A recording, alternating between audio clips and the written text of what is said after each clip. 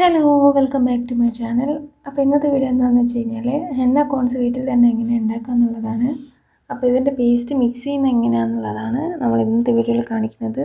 അപ്പോൾ വീഡിയോയിലേക്ക് പോയാലോ. ഫസ്റ്റ് ഓഫ് ഓൾ നമുക്കൊരു വെയിങ് മെഷീൻ വേണം.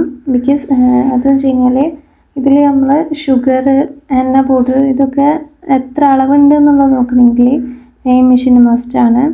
ഞാനിവിടെ 100 ഗ്രാമിനാണ് ഹെന്ന കോൺസ് ഉണ്ടാക്കുന്നത്. 100 ഗ്രാമിന് ഏകദേശം 13 കോൺസ് കിട്ടും. എന്താണെന്ന് വെച്ച് കഴിഞ്ഞാൽ 26-27 ഗ്രാമാണെങ്കിൽ 13 കോൺസ് കിട്ടും.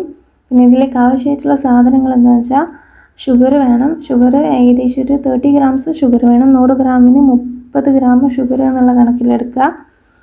ഷുഗർ യൂസ് ചെയ്യുന്നതെന്ന് വെച്ചാൽ കയ്യിലിങ്ങനെ സ്റ്റിക്കി ആയിട്ടിരിക്കാൻ വേണ്ടിയിട്ട് ഷുഗർ യൂസ് ചെയ്യുന്നത്.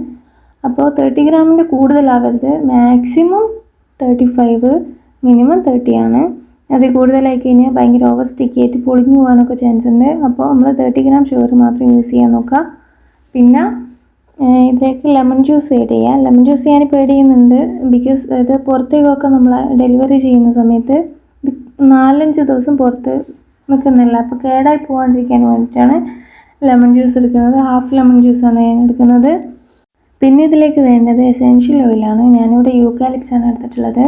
100 ഗ്രാമിന് ഏകദേശം 30 ml യൂക്കാലിപ്സ് ഓയിലാണ് ഞാൻ എടുത്തിട്ടുള്ളത്. അപ്പോൾ അത് ഇതിലേക്ക് ഒഴിച്ചു കൊടുക്കുക. ഇതാണ് നമുക്ക് എണ്ണയ്ക്ക് കളർ കിട്ടാൻ യൂസ് ചെയ്യുന്നത്. കളർ കിട്ടാൻ വേണ്ടിയിട്ട് എസെൻഷ്യൽ ഓയിൽസാണ് നമ്മൾ യൂസ് ചെയ്യുക. പിന്നെ ഇത് 125 ml കപ്പാണ്. ഇങ്ങനത്തെ കപ്പിൽ നമ്മൾ അളന്നിട്ടാണ് വെള്ളം എടുക്കേണ്ടത്. ഏകദേശം ഞാനിവിടെ 250 ml വെള്ളം ആഡ് ചെയ്യുന്നുണ്ട്. എന്താണെന്ന് വെച്ച് കഴിഞ്ഞാൽ ഓരോ പൗഡറിന് പിന്നെ ഓരോ വെള്ളത്തിൻ്റെ കട്ടിക്കനുസരിച്ചായിരിക്കും നമുക്ക് എത്ര വെള്ളം വേണമെന്നുള്ളത് നോക്കുക. ഫസ്റ്റ് 125 ഒഴിച്ചപ്പോൾ ഇത് ഈ ഒരു കൺസിസ്റ്റൻസിയിലാണ് ഉണ്ടായത്. പിന്നെ എനിക്ക് ഏകദേശം 250 കറക്റ്റ് തന്നെ വേണം, എന്നാലേ ഒരു കൺസിസ്റ്റൻസിയിൽ കിട്ടുള്ളൂ. അപ്പോൾ നിങ്ങൾ യൂസ് ചെയ്യുമ്പോൾ നിങ്ങളുടെ വെള്ളത്തിൻ്റെയോ അല്ല നിങ്ങൾ യൂസ് ചെയ്യുന്ന പൗഡറിൻ്റെയോ ക്വാളിറ്റിക്ക് അനുസരിച്ച് അല്ലെങ്കിൽ അതിൻ്റെ ഒരു ചേഞ്ചിനനുസരിച്ച് വെള്ളം ചിലപ്പോൾ കുറച്ച് യൂസ് ചെയ്താൽ മതി, അല്ലെങ്കിൽ കുറച്ച് ചിലപ്പോൾ കൂടുതൽ യൂസ് ചെയ്യേണ്ടി വരും. അപ്പോൾ അതെങ്ങനെയാണെന്ന് നോക്കിയിട്ട് കൺസിസ്റ്റൻസി നോക്കിയിട്ട് ഒഴിച്ചു കൊടുക്കുക. ഞാനിപ്പോൾ കുറച്ചും കൂടി ഒഴിച്ചു കൊടുക്കുന്നുണ്ട്. നിങ്ങൾക്ക് ചിലപ്പോൾ ഇത്രയും വെള്ളത്തിൻ്റെ ഒന്നും ആവശ്യം വരില്ല. 200 ml ഉള്ളിലേ വരുള്ളൂ.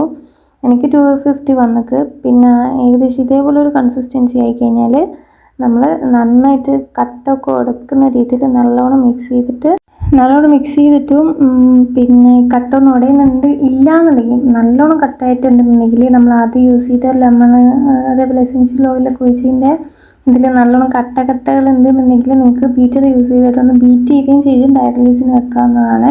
അപ്പോൾ ഈ ഡയർ റിലീസിങ് പ്രോസസ്സ് എന്ന് വെച്ച് കഴിഞ്ഞാൽ നമ്മൾ ഇതിൽ എസെൻഷ്യൽ ഓയിലൊക്കെ യൂസ് ചെയ്തല്ലേ, അപ്പോൾ അതിൽ എന്നാന്ന് വെച്ച് കഴിഞ്ഞാൽ നാച്ചുറൽ ഡൈ അടങ്ങിയിട്ടുള്ളൊരു സാധനമല്ലേ. അപ്പോൾ അതിലുള്ള ഡൈ റിലീസ് ചെയ്യാൻ വേണ്ടിയിട്ട് നമ്മൾ വെക്കുന്ന ഒരു പ്രോസസ്സാണ് ഡൈ റിലീസിങ് പ്രോസസ്സ്. ഇത് ഏകദേശം 6 to 8 hours ആണ് ഡൈ റിലീസിങ്ങിൻ്റെ ടൈം എന്ന് പറയുന്നത്.